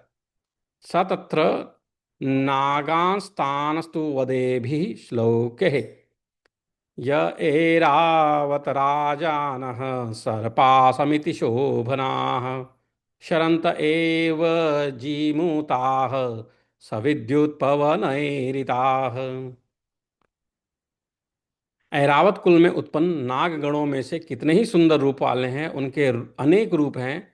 वे विचित्र कुंडल धारण करते हैं तथा आकाश में सूर्य देव की भांति स्वर्गलोक में प्रकाशित होते हैं। सुरूपा बहुरूपाश्च तथा कल्माश कुंडलाः आदित्यवनाका पृष्ठे रेजुरेवरावतोद्भवाः। गंगा जी के उत्तर तट में बहुत से नागों के घर हैं। वहाँ रहने वाले बड़े बड़े सर्पों की भी मैं स्तुति करता हूँ। बहूनि नागवेश्मानि गंगयास्तीर उत्तरे तत्र स्थानपि संस्तौमि महतः पन्नगानहम्। ऐरावत नाग के सिवा दूसरा कौन है जो सूर्य देव की प्रचंड किरणों के सैन्य में विचरने की इच्छा कर सकता है। ऐरावत के भाई धृतराष्ट्र जब सूर्यदेव के साथ प्रकाशित होते हैं और चलते हैं, उस समय 28,008 सर्प सूर्य के घोड़ों की बागडोर बनकर जाते हैं। जो इनके साथ जाते हैं और जो दूर के मार्ग पर जा पहुंचते हैं, ऐरावत के उन सभी छोटे बंधुओं को मैंने नमस्कार किया है जिनका निवास सदा कुरुक्षेत्र और खांडव वन में रहा है। उन नागराज तक्षक की मैं कुंडलों के लिए स्तुति करता हूँ। तक्षक और अश्वसेन ये दोनों नाग सदा साथ विचरने वाले हैं। ये दोनों कुरुक्षेत्र में इक्षुमती नदी के तट पर रहा करते थे। जो तक्षक के छोटे भाई हैं, श्रुतसेन नाम से जिनकी ख्याति है, तथा जो पाताल लोक में नागराज की पदवी पाने के लिए सूर्यदेव की उपासना करते हुए कुरुक्षेत्र में रहे हैं, उन महात्मा को मैं सदा नमस्कार करता हूं। इच्छेत कोकांश सुसेनायां चतुर्महरावतं विना शतान्यशीतिरष्टौ च सहस्राणि च विंशतिः सर्पाणां प्रगृहायान्ति धृतराष्ट्रो यदैजति ये चैनमुपसर्पन्ति ये च दूरपथं गताः। अहमैरावत ज्येष्ठभ्रातृभ्यो अकरवं नमः यस्य वासः कुरुक्षेत्रे खाण्डवे चाभवत्पुरा तम नागराजमस्तौषं कुण्डलार्थाय तक्षकम् तक्षकश्चाश्वसस्नेश्च तक्षकश्चाश्वने श्वसेनेश्च नित्यं सहचरावुभौ कुरुक्षेत्रं च वसतां नदीमिक्षुमतीमनु जघन्यस्तदक्षकस्य जघन्यजस्तक्षकस्य श्रुतसेनेति यः श्रुतः अवसदयो महद्युम्नि प्रार्थयन् नागमुख्यतां करवणि यथा करवाणि सदा चाहं नमस्तस्मै महात्मने। एवं स्तुत्वा स विप्रर्षिरुत्तङ्को भुजगोत्तमान नैव ते कुंडले लेभे तश्चिन्तामुपागमत्। इस प्रकार उन श्रेष्ठ नागों की स्तुति करने पर भी जब ब्रह्मर्षि उत्तंक उन कुंडलों को न पा सके तो उन्हें बड़ी चिंता हुई। एवं स्तुवन्नपि नागान यदा ते कुंडले नालभत तदा पश्यत् स्त्रियौ तंत्रे अधिरोप्य सुएमे पटम वदन्त्यौ तस्मिन् तंत्रे कृष्णाः सिताश तन्त्वश्चक्रं चापश्यद द्वादशारं षडभिः कुमारः परिवर्त्यमानं पुरुषं चापश्यदश्वं च दर्शनीयम् स तान् सर्वान् तुष्टाव एभिर्मंत्र देव श्लोकैः। इस प्रकार नागों की स्तुति करके करते रहने पर जब वे दोनों कुंडलों को प्राप्त ना कर सके, तब उन्हें वहां दो स्त्रियां दिखाई दी जो सुंदर कंधे पर रखकर सूत के ताने में वस्त्र बुन रही थी। उस ताने में उत्तंक मुनि के काले और सफेद दो प्रकार के सूत और 12 अरों का एक चक्र भी दिखा, जिसे 6 कुमार घुमा रहे थे। वही इन श्रेष्ठ पुरुष भी दिखाई दिए जिनके साथ एक दर्शनी अश्व भी था। उत्तंक ने इन मंत्र तुल्य श्लोकों द्वारा उनकी स्तुति की। यह जो अविनाशी कालचक्र निरंतर चल रहा है, इसके भीतर 360 अरे हैं, 24 पर्व हैं। इस चक्र को 6 कुमार घुमा रहे हैं। ये संपूर्ण विश्व जिनका स्वरूप है, ऐसी दो युवतियां सदा काले और सफेद तंतुओं को इधर उधर चलाती हुई इस आसना जाल रूपी वस्त्र को बुन रही हैं, तथा वे ही संपूर्ण भूत और समस्त भुवनों का निरंतर संचालन करती हैं। जो महात्मा वज्र धारण करके तीनों लोगों की रक्षा करते हैं, जिन्होंने वृत्तासुर वध तथा नमुची दानव का संहार किया है, जो काले रंग के 2 वस्त्र पहनते और लोक में सत्य एवं असत्य का विवेचन करते हैं, जल से प्रकट हुए प्राचीन वैश्वानर रूप अश्व को वाहन बनाकर उस पर चढ़ते हैं तथा तीनों लोकों के शासक हैं, उन जगदीश्वर पुरंदर को मेरा नमस्कार है। त्रीण्यर्पितान्यत्र शतानि मध्ये षष्ठेश्च नित्यं चरति ध्रुवेऽस्मिन् चक्रे चतुर्विंशति पर्वयोगे षड्वै कुमाराः परिवर्तयन्ति तन्त्रं चेदं विश्वरूपे युवत्यौ वयतस्तनन्तुन् सततं वर्तयन्त्यौ कृष्णासितांश्चैव विवर्तयन्त्यौ भूतान्यजस्रं भुवनानि चैव वज्रस्य भर्ता भुवनस्य गोप्ता वृत्रस्य हन्ता नमुचेर्निहन्ता कृष्णे वसानो वसने महात्मा सत्यानते यो विनक्ति लोके यो वाजिनं गर्भमपां पुराणं वैश्वानरं वाहनमभ्युपैति वाहनम अभ्युपैति नमोऽस्तु तस्मै जगदीश्वराय लोकत्रयेशाय पुरन्दराय।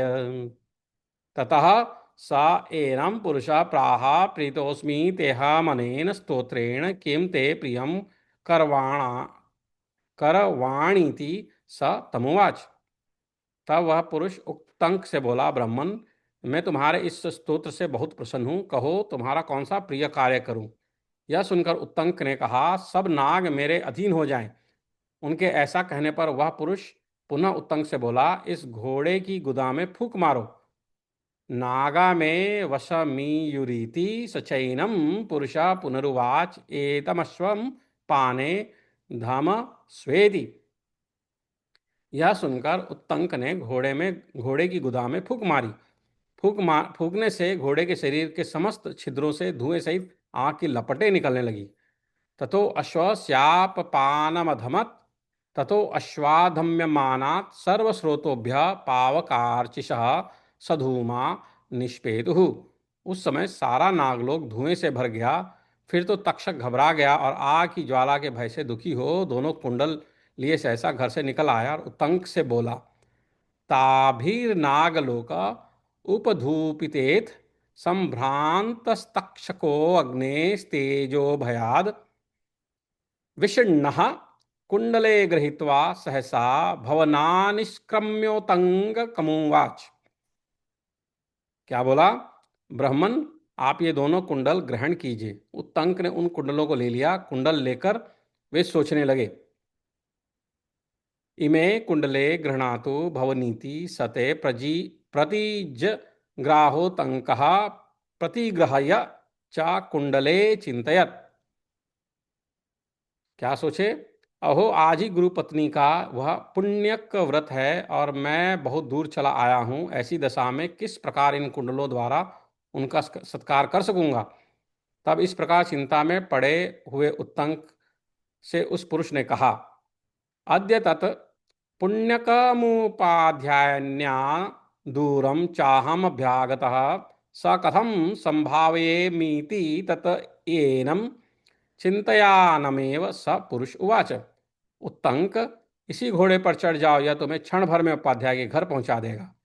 उत्तंक एनमे एनमेया एनमेवाश्वमधीरोह त्वां क्षणेनैवोपध्यायकुलं प्रापयिष्यतीति। बहुत अच्छा कहकर उत्तंक उस घोड़े पर चढ़े और तुरंत उपाध्याय के घर जा पहुंचे। इधर गुरु पत्नी स्नान करके बैठी अपने केश सवार रही थी। उत्तंक अब तक नहीं आया, यह सोचकर उन्होंने शिष्य को शाप देने का विचार कर लिया। सा तथेत्युक्त्वा तमश्वमधिरुह्य प्रत्याजगामुपाध्याय कुलमुपाध्यायनी च स्नाता केशान वाप्यन्त्युपविष्टत्वंको नागच्छतीति शापायास्य मनोदधे। इसी बीच उत्तंक ने उपाध्याय के घर में प्रवेश करके गुरु पत्नी को प्रणाम किया और उन्हें वे दोनों कुंडल दे दिए। तब गुरु पत्नी ने उत्तंक से कहा, अथ तस्मिन्नंतरे स उत्तंकः प्रविश्य उपाध्याय कुलमुपाध्यायानीभ्यवादयत् ते चास्यै कुंडलये प्रायक्षत सा चैनम प्रत्युवाच। उत्तंक देशे कालेभ्यागतः स्वागतं ते वत्स त्वमनागसि मया न शप्तः श्रेयस्तवोपस्थितः श्रेयस्तवोपस्थितं सिद्धिमाप्नुहीति। उत्तंक, तू ठीक समय पर उचित स्थान में आ पहुंचा। वत्स, तेरा स्वागत है। अच्छा हुआ जो बिना अपराध के ही तुझे शाप नहीं दिया। तेरा कल्याण उपस्थित है, तुझे सिद्धि प्राप्त हो। तदनंतर उत्तंक ने उपाध्याय के चरणों में प्रणाम किया। उपाध्याय ने उससे कहा, वत्स उत्तंक, तुम्हारा स्वागत है, लौटने में देर क्यों लगाई? अथोतंक अथोक्तंक उपाध्यायम् अभ्यवादयत। तमुपाध्यायः प्रत्युवाच, वत्सोऽंक, स्वागतं ते किं चिरं कृतमिति। तमुक्तंक उपाध्यायं प्रत्युवाच, भोस्तक्षकेण मे नागराजेन विघ्नः कृतोऽस्मिन् कर्मणि तेनास्मि नागलोकं गतः। भगवान नागराज तक्षक ने इस कार्य में विघ्न डाल दिया, इसलिए मैं नागलोक चला गया था। वहीं मैंने दोस्तियाँ देखी जो करघे पर सूत रखकर कपड़ा बुन रही थी। उस करघे में काले और सफेद रंग के सूत लगे थे। वह सब क्या था? तत्र च मया दृष्टे स्त्रियो तंत्रे धीरोप्य पटम व्यन्त्यो तस्मिन् च कृष्णाः सीतांश्च तन्तवः किम तत्। वही मैंने एक चक्र भी देखा जिसमें 12 अरे थे। 6 कुमार उस चक्र को घुमा रहे थे। वह भी क्या था? वहां एक पुरुष भी मेरे देखने में आया था। वह कौन था? तथा एक बहुत बड़ा अश्व भी दिखाई दिया था। वह कौन था? तत्र च मया चक्रम दुष्टम द्वादशारम षट चैनम कुमारः परिवर्तयन्ति तदपि किम। पुरुषश्चापि मया दुष्टः स चापि कः। अश्वश्चादि प्रमाणो दुष्टः च स चापि कः। इधर से जाते समय मार्ग में मैंने एक बैल देखा, उस पर एक पुरुष सवार था। उस पुरुष ने मुझसे आग्रहपूर्वक कहा, उत्तंक, इस बैल का गोबर खा लो, तुम्हारे उपाध्याय ने भी इसे पहले खाया है। पथि गच्छता च मया ऋषभो दृष्टस्तम च पुरुषोधितरूढ़े स्तनास्मि सोपचार मुक्तम उत्तरकास्य ऋषभस्य पुरीशम भक्ष्य उपाध्याय ने आपीते भक्षितमीति। तब उस पुरुष के कहने से मैंने उस बैल का गोबर खा लिया। अतः वह बैल और पुरुष कौन थे? मैं आपके मुख से सुनना चाहता हूं, वह सब क्या था? उत्तंक के इस प्रकार पूछने पर उपाध्याय ने उत्तर दिया, ततस्तस्य वचनान्मया तदृशभस्य ततस्तस्य वचनान्मया तदृशभस्य पुरीशमुपयुक्तं स चापि कः। तदेतद् भवतोपदिष्टमिच्छेयं श्रोतुं किं तदीति। स तेनैव मुक्त उपाध्याय प्रत्युवाच। वे जो दोनों स्त्रियां थीं, वे धाता और विधाता हैं। जो काले और सफेद तंतु थे, वे रात और दिन हैं। 12 अरों से युक्त चक्र को जो 6 कुमार घुमा रहे थे, वे 6 ऋतुएं हैं। 12 महीने ही 12 अरे हैं। संवत्सर ही वह चक्र है। ये ते स्त्रियो धाता विधाता च ये च ते कृष्णा सितास्तन्तवस्ते रात्र्यहनि। यद्यपि तच्चक्रम द्वादशारं षड्वै कुमारा परिवर्तयन्ति तेऽपि षड् ऋतवः द्वादशारा द्वादश मासाः संवत्सर चक्रम। जो पुरुष था वह पर्जन्य इंद्र है, जो अश्व था वह अग्नि है। इधर से जाते समय मार्ग में तुमने जिस बैल को देखा वह नागराज ऐरावत है। यह पुरुषः स पर्जन्यो योश्वः सो अग्निर्य ऋषभवस्त्वया पथि गच्छता दुष्टः स ऐरावतो नागराट। और जो उस पर चढ़ा हुआ पुरुष था और जो वह उस पर चढ़ा हुआ पुरुष था वह इंद्र है। तुमने बैल के जिस गोबर को खाया वह अमृत था, इसलिए तुम नाग लोक में जाकर भी मरे नहीं। यश्चैनमधिरूढ़ः पुरुषः सचेन्द्रो यद्यपि ते भक्षितं तस्य ऋषभस्य पुरीशं तदमृतं तेन खल्वसि तस्मिन् नागभवनेन व्यापन्नस्तवम्। वे भगवान इंद्र मेरे सखा हैं, तुम पर कृपा करके ही उन्होंने यह अनुग्रह किया है। यही कारण है कि तुम दोनों कुंडल लेकर फिर यहाँ लौट आए हो। सही भगवान इंद्रो मम सखा तदनुक्रोशादि मम अनुग्रहं कृतवान् तस्मात् कुंडले गृहीत्वा पुनरागतोऽसि। अतः सौम्य, अब तुम जाओ, मैं तुम्हें जाने की आज्ञा देता हूँ, तुम कल्याण के भागी होोगे। उपाध्याय की आज्ञा पाकर उत्तंक तक्षक के प्रति कुपित हो उससे बदला लेने की इच्छा से हस्तिनापुर की ओर चल दिए। ततः सौम्य गम्यतामुञ्जाने भवन्तं श्रेयो वाप्स्यसीति स उपाध्यायेन अनुज्ञातो भगवानुक्तङ्कः क्रुद्धस्तक्षकं प्रति चिकीर्षमाणो हस्तिनपुरं प्रतस्थे। स हस्तिनपुरं प्राप्य न चिराद विप्रसत्तमः समागच्छत् राजानमुक्तंको जनमेजयम्। हस्तिनापुर में शीघ्र पहुंचकर विप्रवर उत्तंक राजा जनमेजय से मिले।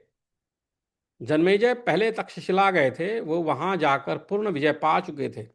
उत्तंक ने मंत्रियों से घिरे हुए उत्तम विजय से संपन्न राजा जन्मेजय को देखकर पहले उन्हें न्यायपूर्वक जय संबंधी आशीर्वाद दिया। तत्पश्चात उचित समय पर उपयुक्त शब्दों से विभूषित वाणी द्वारा उनसे इस प्रकार कहा। पुरा तक्षशिला संस्थं निवृत्तं पराजितं सम्याग्विजयनं दृष्ट्वा समन्तान्मन्त्रिभिर्वृतं तस्मै जयाशिषा पूर्वं यथा न्यायं प्रयुज्य सः उवाचैनं वचा काले शब्दसम्पन्नया गिरा। उक्तवंक उचार उवाच उक्त उक्तंक उवाच उक्तंक बोले, नृपश्रेष्ठ, जहां तुम्हारे लिए करने योग्य दूसरा कार्य उपस्थित हो वहां अज्ञानवश तुम कोई और ही कार्य कर रहे हो। अन्यस्मिन् करणीये तु कार्ये पार्थिव सत्तमम् बाल्यादिवान्यदेव त्वं कुरुषे नृपसत्तमम्। सौतिरुवाच एवमुक्तस्तु विप्रेण स राजा जनमेजयः अर्चयित्वा यथा न्यायं प्रत्युवाच द्विजोत्तम।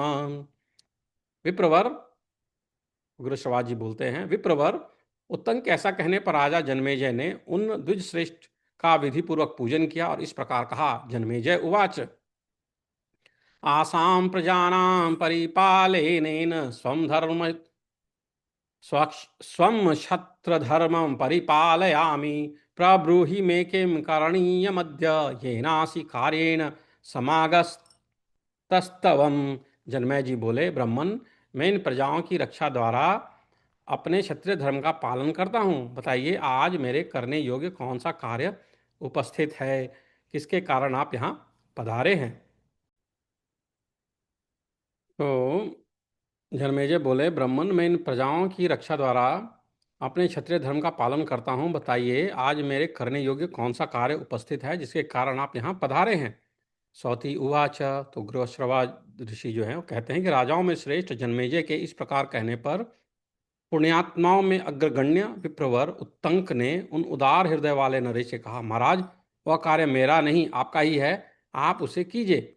स एव मुक्तस्तु नृपोत्तमेन द्विजोत्तमा पुण्यकृतां वरिष्ठः उवाच राजा नमदीन सत्वं स्वमेव कार्यं नृपते कुरुष्व।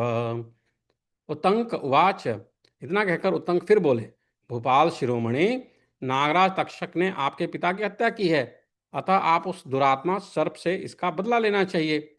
तत् तक्षकेण महेंद्रेन्द्र येन ते हिंस्थित पिता तस्मै प्रतिकुरुष्व त्वं पन्नगाय दुरात्मने कार्यकालं हि मन्येऽहं विधि दृष्टस्य कर्मणे तदगच्छ पाचीतिम राजन पितस्तस्य महात्मनः। मैं समझता हूँ शत्रुनाशन कार्य की सिद्धि के लिए जो सर्प यज्ञ रूप कर्म शास्त्र में दिया दिखा गया है उसका अनुष्ठान यह उचित अवसर प्राप्त हुआ है। उस अनुष्ठान का उचित अवसर अब प्राप्त हुआ है। अतः राजन, अपने महात्मा पिता की मृत्यु का बदला आप अवश्य लें। तेन ह्यनपराधी स दष्टो दुष्टान्तरात्मना पंचतत्वमगमद राजा वज्राहत इव द्रुमः। यद्यपि आपके पिता महाराज परीक्षित ने कोई अपराध नहीं किया था, तो भी इस दुष्टात्मा सर्प ने उसे डस लिया था और वे वज्र के मारे हुए वृक्ष की भांति तुरंत ही गिरकर काल के गाल में चले गए थे। सर्पों में अधम तक्षक अपने बल के घमंड से उन्मत्त रहता है। उस पापी ने यह बड़ा भारी अनुचित कर्म किया जो आपके पिता को डस लिया। बल दर्प समुत्सिक्त तक्षकापन्न गाधम अकार्यं कृतवान पापो युदशत पितरम तव। वे महाराज परीक्षित राजर्षियों के वंश की रक्षा करने वाले और देवताओं के समान तेजस्वी थे। कश्यप नामक एक ब्राह्मण आपके पिता की रक्षा करने के लिए उनके पास आना चाहते थे, किंतु उस पापाचारी ने उन्हें लौटा दिया। राजर्षि वंश गोप्तारमामरा पारतिम नृपम यांशुम काश्यपम जैव नया वर्तयत पापकृत। अतः महाराज, आप सर्प यज्ञ का अनुष्ठान करके उसकी प्रज्वलित अग्नि में उस पापी को होम दीजिए और जल्दी से जल्दी यह कार्य कर डालिए। हो तुम अर्हसि तम पापम ज्वलिते हव्यवाहने सर्पसत्रे महाराज त्वरितं तद विधीयताम्। एवं पितुश्च पचितिं कृतवांस्त्वं भविष्यसि मम प्रियं च सुमुहत कृतं राजन् भविष्यति कर्मणः पृथ्वीपाल मम येन दुरात्मना विघ्न कृतो महाराज गुरुवर्थं चरतो नर। ऐसा करके आप अपने पिता की मृत्यु का बदला चुका सकेंगे एवं मेरा भी अत्यंत प्रिय कार्य संपन्न हो जाएगा। समूची पृथ्वी का पालन करने वाले नरेश, तक्षक बड़ा दुरात्मा है। पाप रहित महाराज, मैं गुरु जी के लिए एक कार्य करने जा रहा था जिसमें उस दुष्ट ने बहुत बड़ा विघ्न डाला था। सौतीरुवाच। उग्रश्रवाजी कहते हैं, महर्षियों, यह समाचार सुनाकर जन्मेजय तक्षक पर कुपित हो उठा। उत्तंग के वाक्यों ने उनकी क्रोधाग्नि में घी का काम किया। जैसे घी की आहुति पड़ने से अग्नि प्रज्वलित हो उठती है, उसी प्रकार वे क्रोध से अत्यंत कुपित हो गए। उस समय राजा जन्मेजय ने अत्यंत दुखी होकर उत्तंग के निकट ही मंत्रियों से पिता के स्वर्ग गमन का समाचार पूछा। उत्तंग के मुख से जिस समय उन्होंने पिता के मरने की बात सुनी, उसी समय वे महाराज दुख और शोक में डूब गए। एतश्रुत्वा तो नृपस्तिस्तक्षकाय चुकोपः उत्तङ्कवाक्य हविषा दीप्तोऽग्निर्हर्विषा यथा अपृच्छत् स तदा राजा मन्त्रिणा स्थानस्सु दुःखितः उत्तङ्कस्यैव सान्निध्ये पितुः स्वर्गगतिं प्रति। तदैव हि स राजेन्द्रो दुःखशोकाप्लुतोऽभवत्। यदैव वृत्तं पितरमुक्तं कादृशं रोदता तथा। इति श्री महाभारते आदि पर्वणि पौष्य पर्वणि तृतीयोऽध्यायः। इस प्रकार श्री महाभारत आदि पर्व के अंतर्गत पौष्य पर्व में पौष्याख्यान विषयक तीसरा अध्याय पूर्ण हुआ। हरि ओम।